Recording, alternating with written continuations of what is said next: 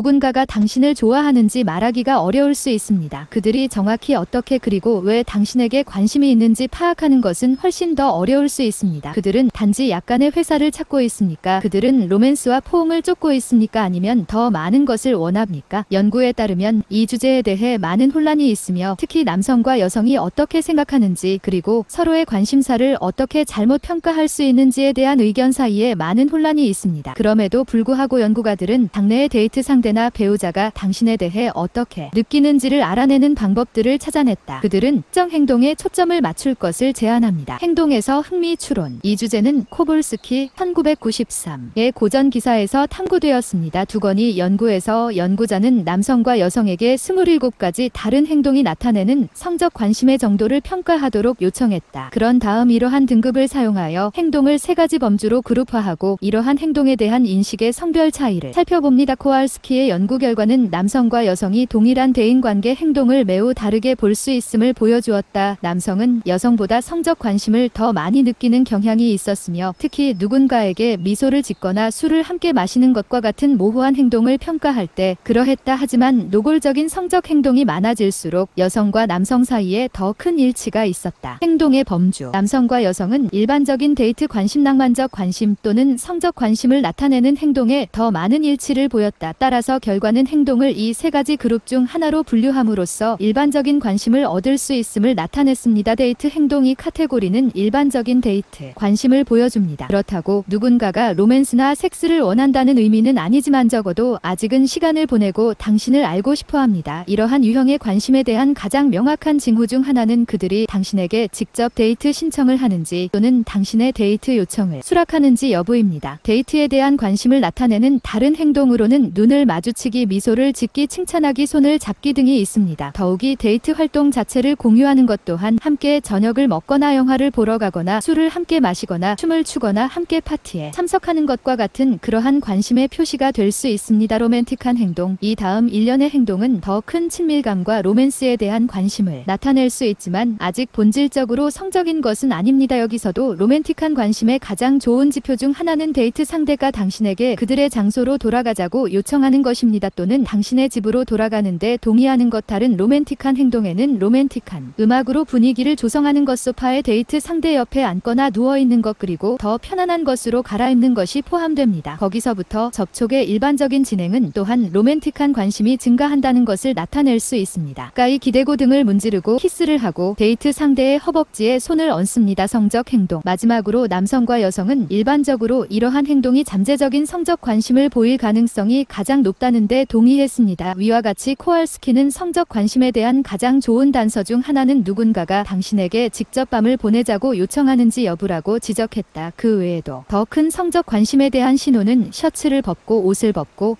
가슴을 만지고 그 다음 성기를 만지는 일반적인 전이 행동과 일치합니다. 그럼에도 불구하고 여기에는 여전히 성별 차이가 있으며 이러한 행동조차도 추가적인 동의를 보장하지 않으며 상호작용이 계속됨에 따라 파트너가 섹스에 대한 마음을 바꾸지 않을 것임을 기억하는 것이 중요합니다. 관심 표시 및 디코딩. 위와 같은 상황을 감안할 때 다른 사람들의 관심을 어떻게 해독할 수 있을까요? 더욱이 어떻게 자신의 관심을 명확하게 나타낼 수 있습니까? 다음은 도움이 될 수 있는 3가지 단계입니다. 명확한 신호를 찾고 보내세요. 데이트에서 가장 큰 문제는 특히 남성과 여성 간의 관심사에 대한 해석이 다르다는 것입니다. 그럼에도 불구하고 위의 범주를 사용하여 이러한 차이를 최소화할 수 있습니다. 구체적으로 말하자면 누군가가 당신과 술을 함께 마신다면 그들이 당신과 함께 자고 싶어 한다고 가정하지 마십시오. 또는 그들이 당신을 그들의 집으로 다시 초대한다면 그들이 단지 친근하다고 가정하지 마십시오. 마찬가지로 누군가와 데이트만 하고 싶다면 저녁을 먹으러 가되 그 자리로 돌아가지 마십시오. 요컨대 자신의 행동을 현재 관심 있는 범주 내에서 유지하고 파트너도 그렇게 한다고 생각하십시오. 그렇게 하면 그들의 의도를 과대평가하거나 과소평가하지 않을 뿐만 아니라 잘못된 인상을 주지도 않을 것입니다. 진행 상황을 따르십시오. 범주에서 범주로 강도의 명확한 진행이 있습니다. 모든 데이트와 관계는 일반적인 데이트에서 만지고 키스하는 것 전이에 이르기까지 이러한 패턴을 따릅니다. 이전 시대들에 보다 공식적인 구혼 규칙은 진행을 명확히 하고 혼란을 방지하였다. 오늘날 한 번에 한 걸음씩 나아가고 파트너의 행동과 몸짓 언어에 주의를 기울이고 그들의 편안함과 관심 수준을 평가해야 할 책임은 각 사람에게 있다. 파트너가 당신의 관심 수준을 넘어서서 건너뛰려고 하면 당신이 편안하게 느끼는 카테고리 카테고리로 다시 방향을 바꾸십시오의 넷플릭스를 보러 집으로 돌아가는 대신 오늘 밤 극장에서 새 영화를 보러 갑시다. 의심스러울 때는 직접 물어보세요. 연구에서 알 수 있듯이 가장 좋은 관심 지표 중 일부는 직접적인 요청입니다. 파트너가 데이트 신청을 하거나 집으로 돌아가거나 밤을 보내자고 한다면 당신은 그들의 관심 수준을 명확하게 나타낼 수 있다 같은 이유로 당신은 그들에게 그러한 질문 중 하나를 직접 물어보고 그들이 받아들이는지 확인함으로써 그들의 관심 수준을 명확히 하는 데 도움이 될 수 있습니다. 직접적인 요청은 데이트와 섹스에 성공할 가능성이 높습니다. 따라서 혼란스럽거나 명확하지 않으면 물어보세요.